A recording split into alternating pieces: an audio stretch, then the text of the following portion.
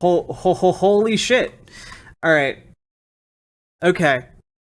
Folks, here's reporter Taylor Lorenz for the Washington Post reporting on Taylor Frankie Paul, the Mormon momfluencer with 3.4 million followers, announced her divorce after being in the center of a Mormon swingers controversy, had her Instagram or her TikTok account suspended for violating community guidelines. So let's just see what the fuck is going on with this. let's see what the fuck is going on with this. Okay, so this is Taylor front with her crew of Mormon TikTok momfluencers, which is not a subcategory of influencers that I ever thought about. Some of whom she and her husband were allegedly swinging with. If you search Taylor Frankie Paul on TikTok, you'll see hundreds of 100,000 T channels have made videos recapping the full drama. There is a lot of drama. Holy shit. Holy shit. No, not like cheating. Like, if you're a swinger, right? Like, you and your partner show up to a party, and then you just have sex with other people, and it's, like, consensual. But, like, the twist to this is that they're Mormons. The twist is they're out there promoting sexual purity, and then going out and basically participating in orgy-adjacent activities. Which I don't have a problem with, but I'm also not a conservative Mormon. Okay? Who has 3.4 million followers who follow specifically for the Mormon influence. Now let's take a look at Taylor and her girlfriends.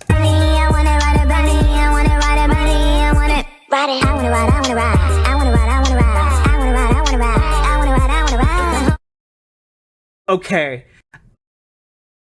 I'm just throwing this out there, alright? I'm throwing this out there. We're gonna watch this one more time, okay?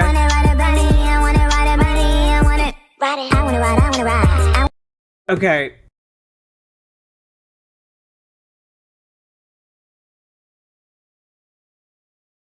One.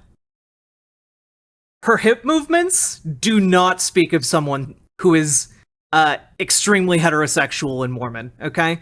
Number two, yeah. I'm just gonna go out and say, like, if you had shown me this, I would have just assumed most of these women were fucking each other, okay? That my gaydar goes off very hard around all of these women, okay? This is like seeing a sorority frat where, like, half of them say they don't have boyfriends because they're all dating each other, alright?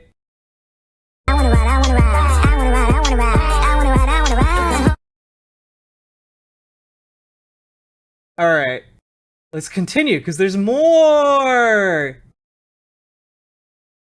Taylor's a huge troll, loves faking things to go viral. When she posted about her divorce and moving out, I was skeptical. She apparently had said in a live a month ago she and her husband were moving. Okay, the suspension was a glitch. Taylor's account is fine. You can watch her latest videos here. Every time I open Reddit and search my name.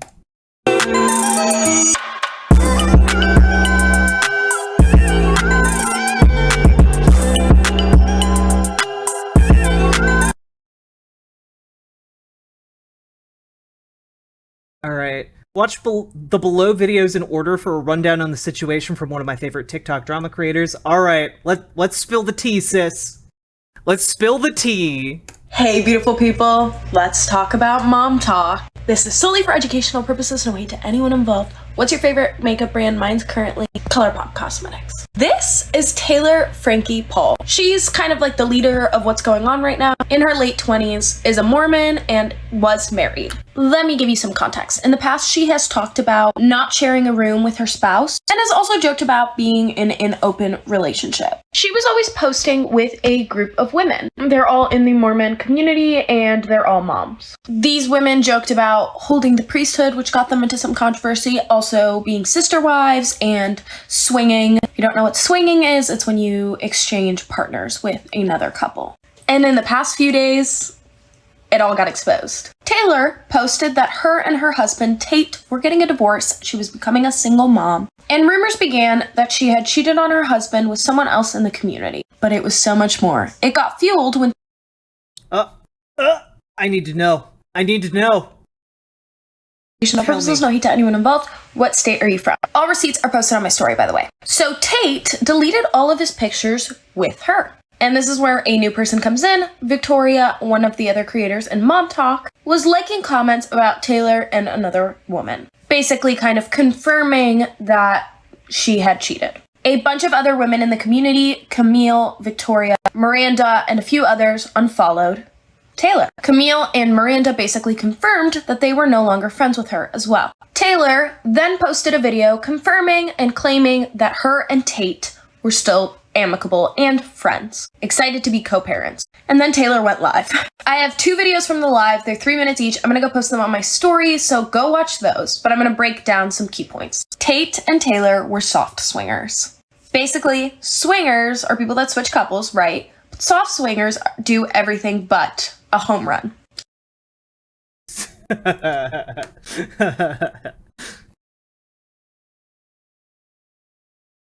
Oh my god, this is Only so for educational purposes, no hate to anyone involved. Are your nails painted?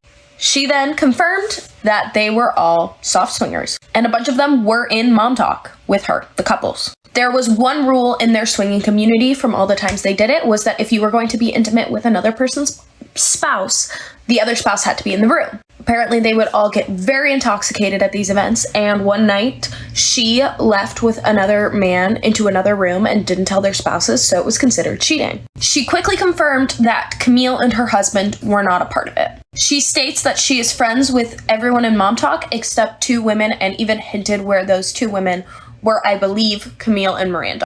Okay, so the problem was that they were swinging and she swang with someone in a different room. Okay. She says that one night, everything fell apart. They were all very intoxicated, and a lot of stuff came out that night when they were all arguing with each other. Tate apparently is no longer... Wait, are the questions up top some kind of algorithm thing? Probably to get people commenting. Yeah. Speaking of, you should all comment on my YouTube videos for the algorithm gods. If you don't follow my YouTube, do it now. www.youtube.com/riverboatjack. And Mom Talk. Taylor and Tate then came out to their family, told them what they were doing, and she said that everyone else would deny them.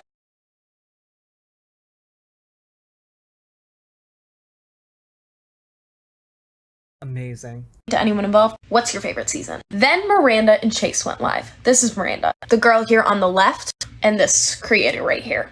She went live with her husband, Chase. They come out and state that they were not involved in this. She says that they are still friends with Tate, and her and Taylor had a falling out because Camille and others came forward and said that Taylor started a rumor that Chase had feelings for her. People who were on this live claimed that they were acting very, very strange and that they didn't really believe that they weren't part of this, like, upside down pineapple community. Then another creator named Whitney came forward and said that... By the way, just keep in mind, these people have millions of followers between them. Like, we're talking, like, the entirety of the Mormon community on TikTok follows these people. Yeah, how many Mormons are there in the United States? Like 6.5 million. Or 6.6 million, actually.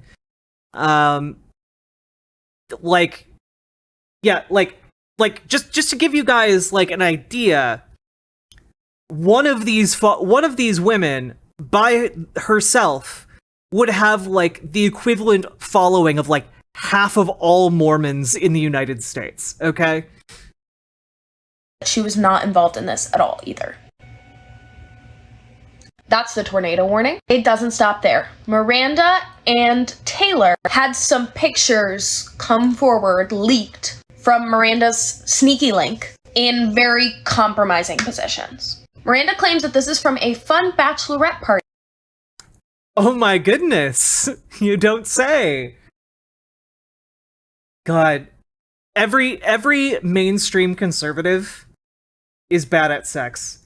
Every mainstream conservative is either closeted gay or extremely bad at sex.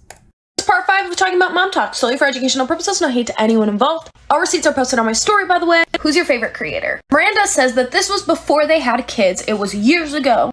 People started investigating, looking at these pictures, and basically found out that she was not telling the truth, that these are pretty recent pictures, allegedly. People also allege that they didn't know each other back then, like so many years ago, as she's saying. Well, after this happened, Taylor went live again. She came forward and said that Miranda and Chase were never part of the swinging community, that she was told by them to say they weren't part of it, and that she was on good terms with them again, that they talked and had a conversation about it. This whole thing is absolutely wild, and it absolutely blows my mind that it all came out in like 24 hours. It's so confusing and there's so many people involved. But what do you guys think about the whole thing? Let me know in the comments down below. Also, if you really could, go support the gram.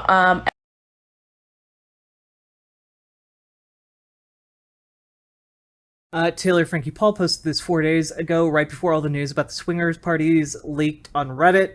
People noticed some of the momfluencers had unfollowed each other. My entire life is falling apart. Que tú me tienes temblando de noche y de día. Tú me hiciste brujería.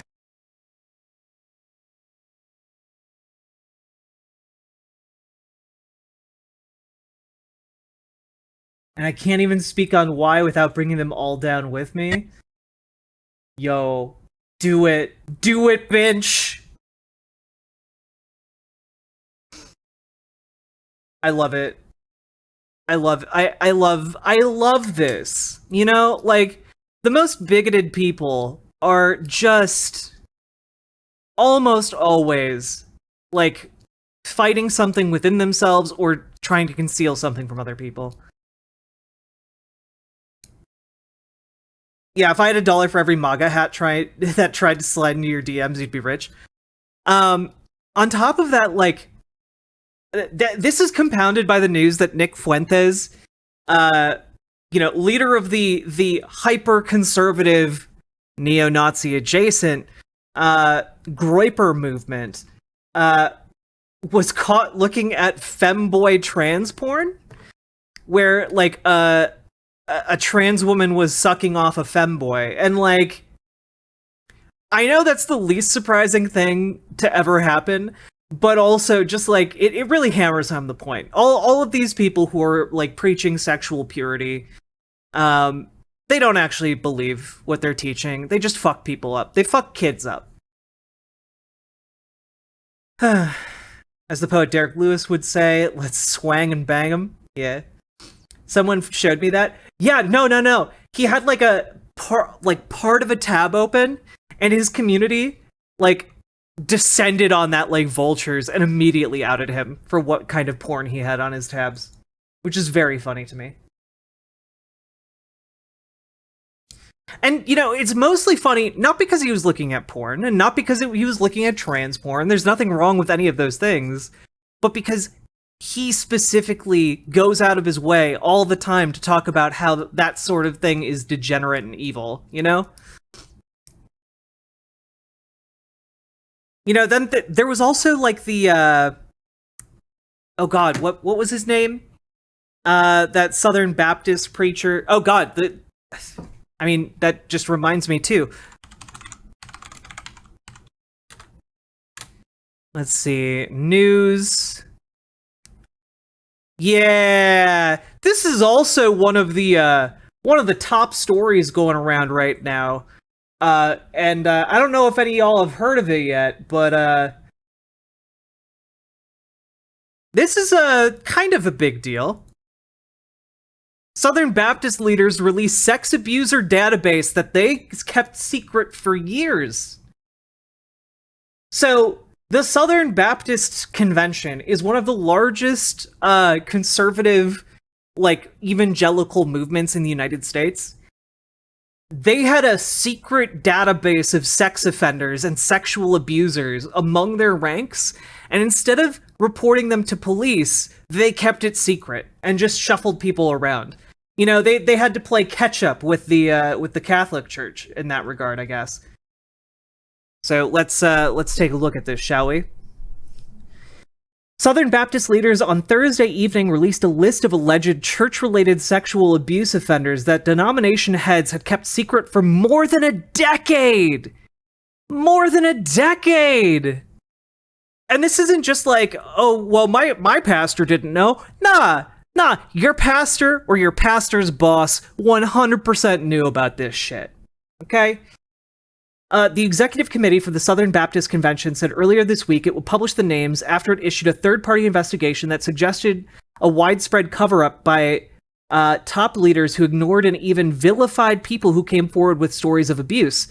And chat, how many times have we heard stories of church leaders trying to, like, make sex abuse victims seem like evildoers? Like, oh, well, you know, you might have been 12, but you were asking for it. You know, you were dressing real slutty. You seduced me with your feminine wiles, you know? The database, which an SBC attorney said includes people who have been criminally convicted of abuse and those who have confessed to abuse, is expected to show that top leaders knew behind the scenes while telling Southern Baptists that they could not create a list of accused abusers because the denomination is not hierarchical and churches operate independently from one another. So they had this for over a decade and then just lied to their congregations about their ability to actually make a list like this. A description at the top of the document reads, "This is a fluid working document. It consists of more than 600 entries. The date the person was reported and information largely pulled from news articles compiled from 2007 until 2022. It is incomplete. It has not been proofed. It has not been adequately researched. It is not Southern Baptist specific," the document reads. It notes that after June 2008, only alleged/convicted names of abusers and titles of articles were cataloged. So they compiled this behind the scenes, but it is by no means comprehensive. They still have more work to do. The release of the database comes 15 years after Krista Brown began sounding the alarm that Southern Baptists needed to keep a list in order to prevent abusers from transferring from church to church. She first told SBC leaders in 2004 that she'd been abused by a youth pastor who went on to serve in other Southern Baptist churches in multiple states. But the report published Sunday by the SBC said she was met with hostility when she suggested the idea in 2007. Brown, 68. But, by the way, she's 68 years old now. This is a problem. This has been a problem for over 50 years. Her sexual abuse happened 53 years ago, and she was only able to even attempt to talk about it 15 years ago. Brown, 68, was emotional Thursday when she learned that the man she alleges abused her was listed in the database, an official acknowledgement by the Southern Baptist Convention. "This means so much to us survivors," she said. "It is a reflection of how cruel it was to stonewall any kind of validation for decades." Interesting use of words. Maybe some might say that it is indeed cruel to stonewall people from receiving validation just for being different or for having conflicting testimony. Interesting. Stonewall. For the survivors to heal, this kind of validation is an acknowledgement of the truth of the horror of what was done to us. The man she alleges abused her, who has not been charged or convicted, hung up the phone in response to a Washington Post request for comment. She said the man began to abuse her in 1968, and that when she initially pursued a civil case against him in 2005, the statute of limitations had expired. But Brown said the list is also a very small measure of justice. They don't get to pat themselves on the back for this, Brown added. "I'm sorry, God only knows why they were keeping it a secret. It's the very tiniest thing of what needs to be done." Before releasing the list, attorneys for the SBC said they would redact survivors' names and try to ensure that they only included the names of people who were credibly accused. That includes pastors, denominational workers, ministry employees, or volunteers who have confessed to abuse, had been convicted in court of law, or had a civil judgment rendered against them. Also, an independent third party could determine that someone was credibly accused by a preponderance of the evidence. So, just to be clear, this list of over 600 names is lowballing it in the extreme. In the extreme. Like,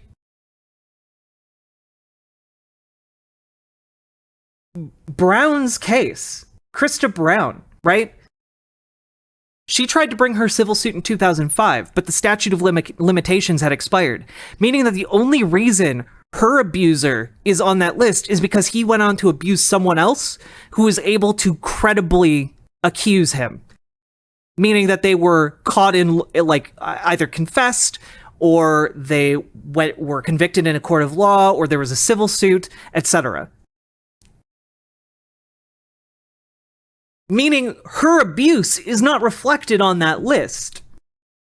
Her abuser is, but her specific abuse is covered up. How many other cases are still covered up by this very much not comprehensive list of names?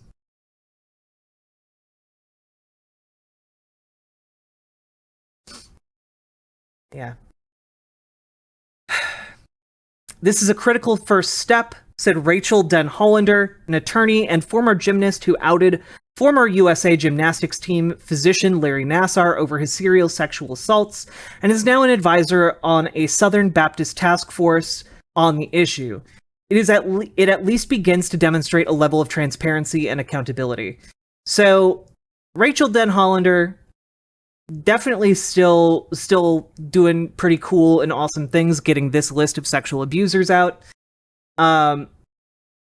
Though I do have to question an internal Southern Baptist task force and their ability to enact change within the Southern Baptist convention. Seems like they would require outside investigation at this point, but that's just me. The SBC has long sought to distinguish itself from the Catholic Church's sexual abuse scandal by saying its churches were independent from one another. But University of Pennsylvania professor Marcy Hamilton, an expert on laws aimed at preventing child abuse, said the SBC has no standing in distinguishing itself legally from the Catholic Church in terms of its responsibility to victims, be they minors or adults when incidents happen. The SBC, she said, is the governing body of the whole church, so they are responsible for the policies and for the cover-up, which is evident. As penalties including billions of dollars have been levied in the past 20 years against the Catholic Church, Hamilton said other non-Catholic religious groups have argued that their structure and beliefs make them different when it comes to liability. Yeah, sorry, the sexual abuse of children and adults within the Catholic Church is enabled by the power dynamic between religious leaders and their congregation, and a lack of oversight, okay? A lack of accountability, which is also equally as present in the Southern Baptist community, and possibly even more so, given that they tried to argue, well, these are all individual cases of abuse, it's not widespread in our community, and then they covered it up. You know, like, the results kind of speak for themselves there, I guess.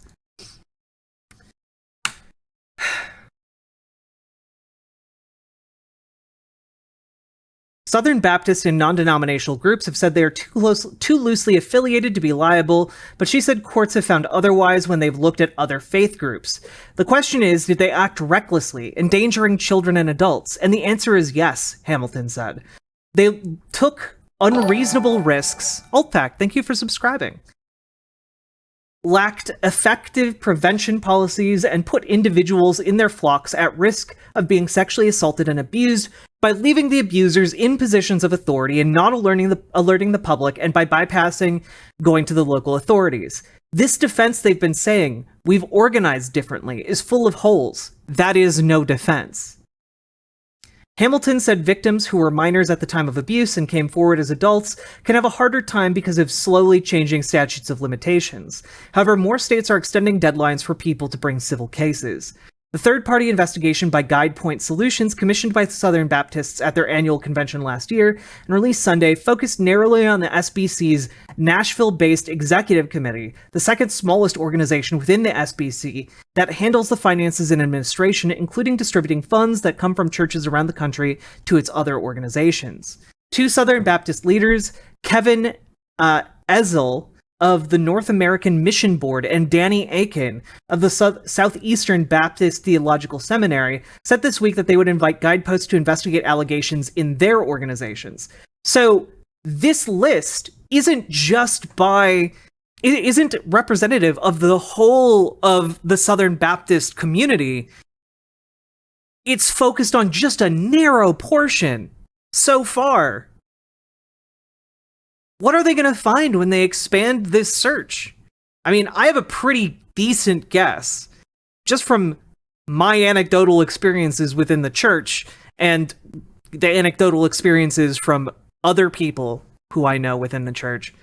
It's not going to be pretty.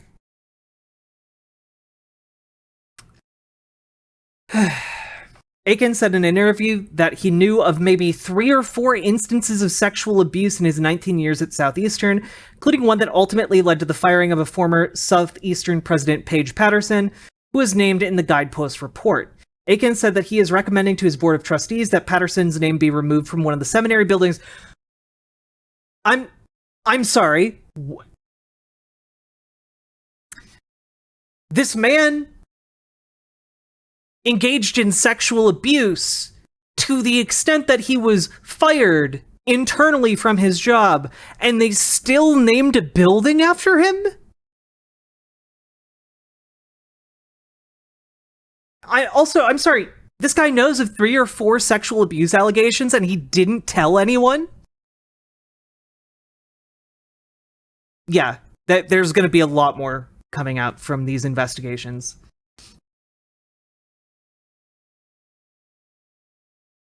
The Guidepost report also alleges that Johnny Hunt, a former North American Mission Board vice president and longtime pastor, sexually assaulted a woman, which he has denied on Twitter. Aiken said the seminary has already removed his name from programs and facilities. Aiken said he was close to both Patterson and Hunt and called the last several days some of the saddest of my life. Yeah, that's because you played defense for these motherfuckers. My heart's just crushed.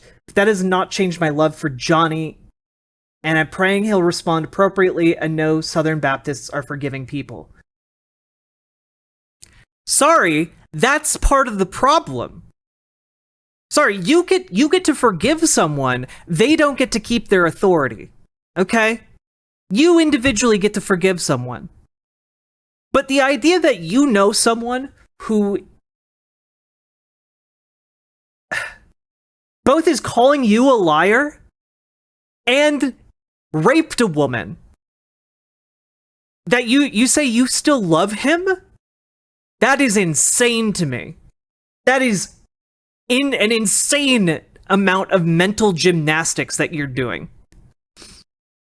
That not only is he a rapist, or a man you believe at the very least to be a rapist, but that you are like, you clearly see he is an unrepentant rapist, and you're saying you forgive him and love him. That is insane to me.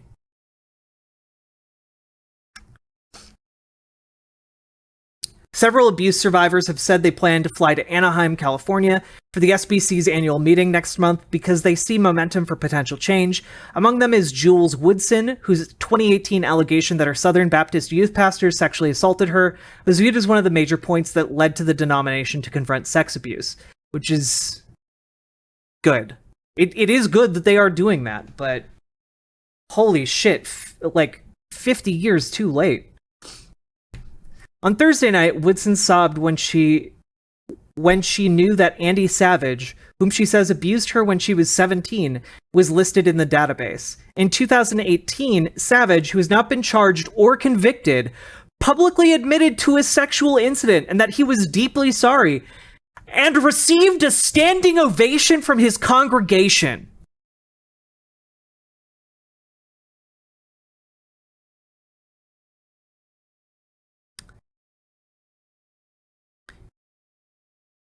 He raped a child and then admitted it to a room full of people, and they gave him a fucking standing ovation. These people are deeply sick. There is a deep sickness in their hearts where a man in a position of authority can stand up in front of them and admit to raping a child and say, "Oh, I'm deeply sorry," without having experienced any of the consequences of raping a child.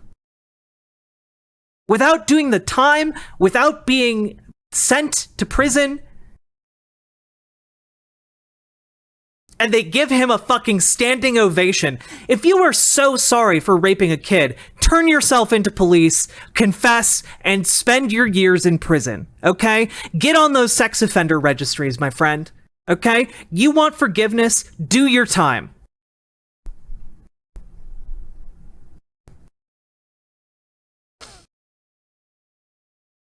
I feel acknowledged for the first time in a long time, Woodson said. They knew, and they did nothing.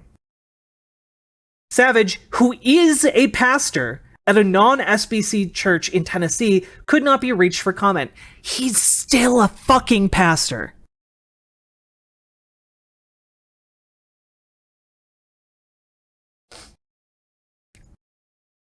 Woodson said that the leaders of the SBC church she was attending, when she was abused in 1998, had told her to remain quiet, and by the time she decided to speak out, the statute of limitations had expired. The church covered for him. The church knew that one of their pastors had raped a child, and they covered for him. Her story went viral in 2018, and this is the first time the SBC has acknowledged Savage's name publicly. Woodson said she was later committed to a psychiatric ward because she was depressed and had PTSD, lost her college degree and the career that she wanted as a pilot. She is now a flight attendant. I've lost so much, she said while sobbing. Her mother said she would lose her children if she came forward with her story of abuse. Her own mom told her that her children would be taken away if she accused the man who raped her. Woodson said she hopes the SBC will pursue more action than releasing the database on Thursday, including establishing a survivor compensation fund and a memorial for survivors in Nashville. Am I glad for the database? Said Woodson, now 41 years old. Yes, it's one piece of the puzzle. In 2019, Woodson wrote to the leaders of the Germantown Baptist Church in Tennessee to see if they would revoke the ordination of the man who confessed to his congregation that he had a sexual incident with Woodson when she was a teenager. According to Woodson, a church leader wrote back to her to say that the church had no comment, did not respond to requests for comment from the Washington Post for further comment. So that tells you where the priority is of these churches. And it's not with the meek. It's not with the powerless. Okay? It is explicitly not with the people of their congregation. They don't give a fuck about their congregations. They give a fuck about protecting their goddamn money.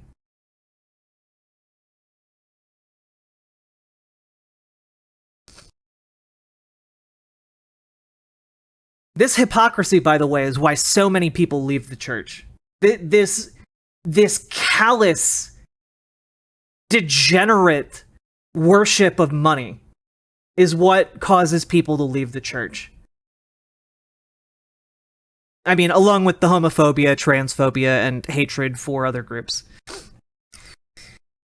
But the hypocrisy is one of the things that wakes up the most people. Mike Holloway, pastor of the Ouachita Baptist Church in Louisiana and a board member on the executive committee, said while he is in favor of releasing the names to the public, he is nervous about the list including anyone who is denied abusing someone. My fear is that we crucify and then we find ourselves 6 months later we're wrong. There may need to be reparations made. I'm all for that, but that's where the churches have to step in. The executive committee on Wednesday set up a third-party hotline for sexual abuse survivors run by Guidepost. The hotline may be reached at 202-864-5578 or via email at or SBC hotline at guidepostsolutions.com. So I'll just copy and paste that into chat if anyone has comments or concerns to share via that hotline. Holloway was also nervous about the idea floated earlier this week that the executive committee could take retirement benefits from longtime SBC leader August Boto, one of the leaders named throughout Guidepost's report, who told members they couldn't develop a database. Guidepost's report revealed that a staff member working for him was maintaining a secret list of accused ministers, including the minister's name, year the accusation was reported, relevant news articles, state, and denomination. Boto could not be reached for comment. Are we saying a person has to live a perfect life and makes a mistake in judgment? We're going to do everything we can to punish him and take his retirement, Holloway said. There's not much grace in that. Yeah, there's also not that much grace in protecting individuals within your church who are raping children. There's not much grace in that. I'd argue there's much less grace in doing that. If this August Boto was playing defense for known rapists, then yes, he should lose his retirement benefits, at the very least.